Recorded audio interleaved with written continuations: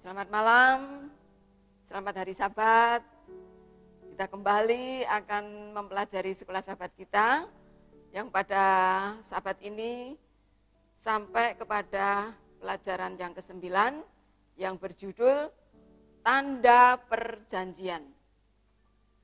Mari kita lebih dahulu untuk berdoa lebih dahulu. Maha besar Allah Bapa kami dalam surga, Allah yang kami sembah, kami puji dan kami muliakan. Tuhan, pada malam hari ini kami rindu untuk belajar firman-Mu kembali. Biarlah Tuhan sendiri yang akan memimpin acara ini dari awal, pertengahan hingga akhirnya, sehingga apa yang kami pelajari boleh menjadi sukacita kami boleh mengerti lebih baik karena Tuhan sendiri yang akan memberikan pelajaran kepada kami. Terima kasih Tuhan, ampuni semua kekurangan kelemahan kami, semua menjadi berkat bagi kami semua, sehingga ini menjadi satu kemuliaan bagi nama Tuhan. Terima kasih Bapa, kami pasrah dan berserah dalam nama Yesus, Tuhan dan Juru Selamat kami. Amin. Pelajaran kita pada malam hari ini yaitu yang berjudul Tanda Perjanjian. Sering kita mendengar bahwa Sabat milik bangsa Yahudi. Di dalam Kejadian 2 ayat 2 sampai 3, Allah berhenti pada hari yang ke-7. Sabat dalam bahasa Ibrani berhenti. Sabat berasal dari Allah pada waktu penciptaan, sebelum ada bangsa Yahudi. Istirahatnya Allah dari penciptaan adalah bagian dari perjanjian kasih karunia, di mana umat manusia diundang untuk beristirahat bersama Dia untuk selamanya memuliakan Tuhan. Dalam Markus 2 ayat 27, Sabat untuk manusia, bukan manusia untuk hari Sabat. Sabat sebelum diulangi di Sinai, Tuhan sudah memberikan peraturan tentang hari Sabat. Waktu mengambil mana di padang gurun, semua pekerjaan dalam menghormati Sabat harus diselesaikan pada hari Jumat, karena hari Jumat adalah hari persediaan. Sabat adalah satu tanda, bukan simbol, yang artinya melambangkan atau mewakili atau mengingat sesuatu yang lain. Sabat adalah tanda perjanjian antara aku dan kamu turun-temurun. Kejadian 31 ayat 13. Sabat sebagai tanda penebusan mesianik. Sabat adalah cicipan awal dari keselamatan dari Mesias. Sabat adalah tanda kasih karunia Allah yang menyelamatkan, bukan tanda keselamatan oleh perbuatan. Sabat adalah tanda penyucian. Kita bisa baca dalam Ulangan 7 ayat 6.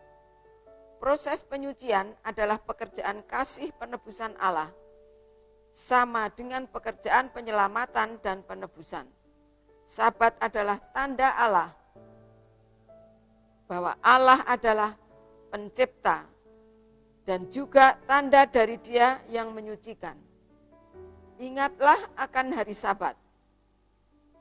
Mengingat sesuatu berarti melihat ke belakang pada masa lalu.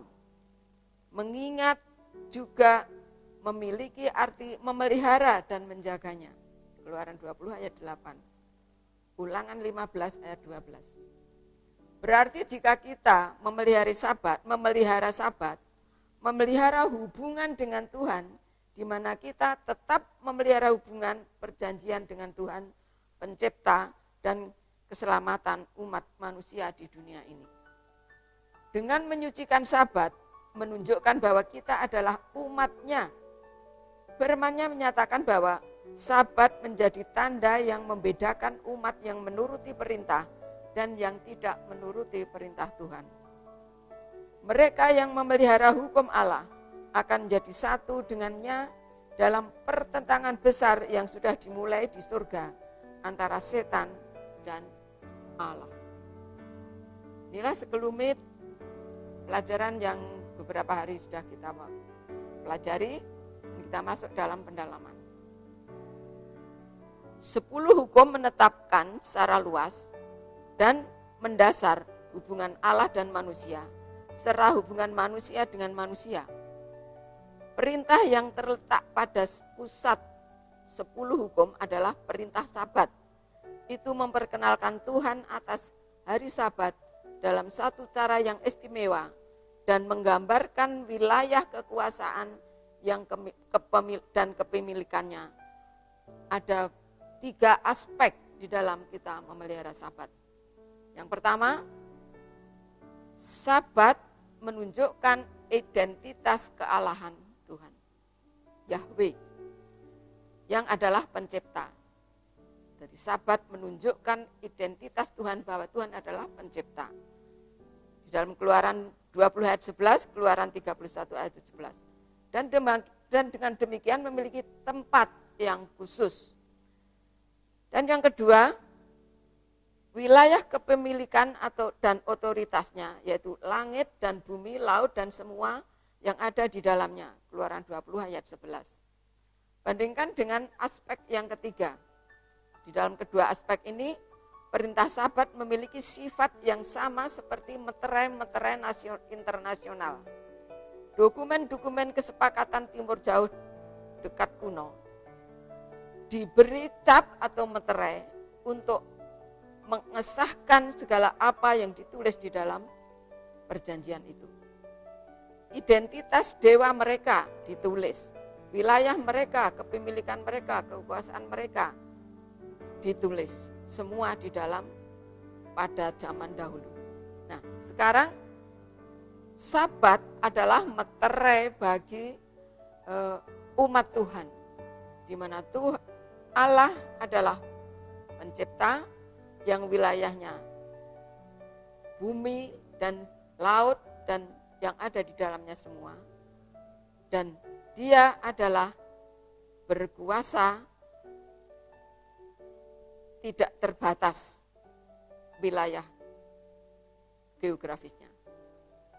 Penyucian oleh Roh menandakan perbedaan antara mereka yang memiliki meterai Allah dan mereka yang memelihara hari perhentian yang palsu, yang sudah dirubah.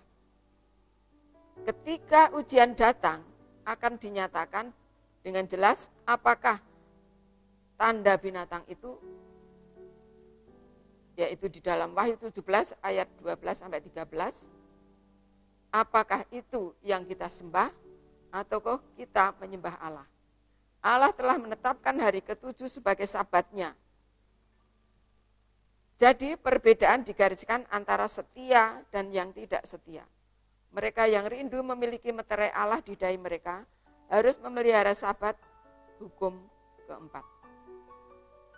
Sabat adalah tanda perjanjian yang menjangkau ke depan pada saat ketika rencana keselamatan akan menjadi sempurna. Sabat menunjuk ke belakang pada penciptaan dan sebagai tanda perjanjian kasih karunia. Itu menunjukkan kepada kita penciptaan kembali yang terakhir ketika Allah menjadikan segala sesuatu. Inilah satu pelajaran di mana tanda perjanjian salah satunya adalah Sabat.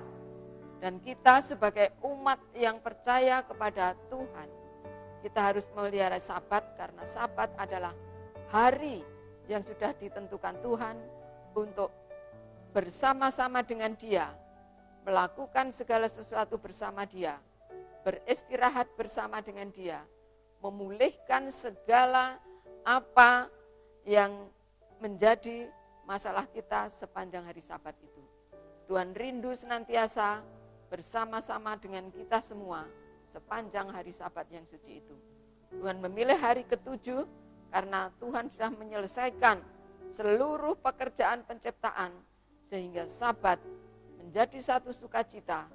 Sabat diberkati, disucikan dan beristirahat bersama-sama dengan Tuhan kita.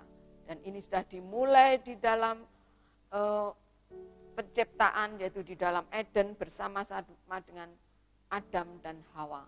Jadi Sabat adalah buat manusia, bukan buat orang Yahudi, bukan buat satu bangsa, melainkan buat seluruh umat manusia inilah satu pelajaran yang perlu kita renungkan supaya kita mengetahui bahwa Sabat adalah satu tanda perjanjian kepada Tuhan.